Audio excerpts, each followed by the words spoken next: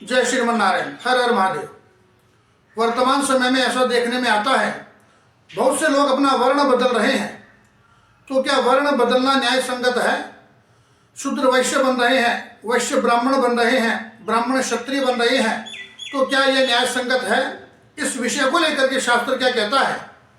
तो मित्रों, इस विषय को लेकर के शास्त्र कहता है, स्वधर्मे निधनम श्रेयः परधर्मो भयावह। स्वधर्म का पालन करते करते यदि मृत्यु भी हो जाए तो वह मृत्यु भी श्रेय को देने वाली है, कल्याणकारी है। परधर्मो भयावह, परधर्म का आचरण भय पैदा करने वाला है। श्रेयांश धर्मो विगुण है परधर्मात् स्वनुष्ठितात्, अर्थात अपनी अपनी वृत्ति परक कार्य ही करना चाहिए।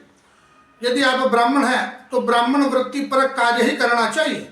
यदि आप वैश्य हैं तो वैश्य वृत्ति परक कार्य ही करना चाहिए। प्राकृतिक स्वाभाविक गुण धर्म के अनुसार ही कार्य करना चाहिए।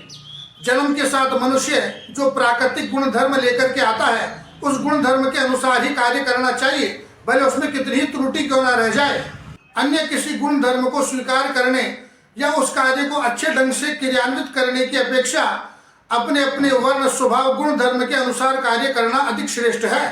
स्वभाव नियतम कर्म कुर्वन् नाप्नोति किल्बिषम्, अर्थात अपनी अपनी वृत्ति परक अपने अपने वर्ण स्वभाव गुण धर्म के अनुसार किया गया कार्य कभी भी पाप से प्रभावित नहीं होता।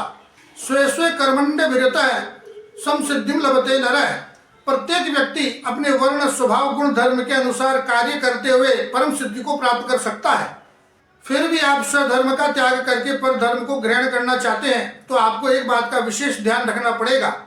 यदि आप शूद्र हैं और वैश्य बनना चाहते हैं तो आपको पूर्ण रूप से वैश्य के खान पान, रहन सहन, बोलचाल, व्यवहार, इन सबको ग्रहण करना पड़ेगा। वैश्य के जो जन्मजात गुण हैं, उन सभी गुणों को आपको ग्रहण करना पड़ेगा। ये बड़ा कठिन है, कारण कि जन्म के साथ मनुष्य जो प्राकृतिक गुण धर्म स्वभाव लेकर के आता है, उसे बदलना बड़ा कठिन होता है। फिर भी आप उसे बदलना चाहते हैं, स्वधर्म का त्याग करके पर धर्म को ग्रहण करना चाहते हैं, तो आपको उस धर्म के संपूर्ण गुणों को पूर्ण रूप से ग्रहण करना होगा। आधा अधूरा भी नहीं, पूर्ण रूप से ग्रहण करना होगा। आधा अधूरा ग्रहण करोगे तो ना यहाँ के रहोगे ना वहाँ के रहोगे, यहाँ भी भ्रष्ट हो जाओगे और वहाँ भी भ्रष्ट कहलाओगे। जब आप उस पर धर्म के संपूर्ण गुणों को पूर्ण रूप से ग्रहण करोगे, तब शास्त्र आपको पर धर्म को ग्रहण करने की अनुमति देगा। जय श्रीमन नारायण। हर हर महादेव।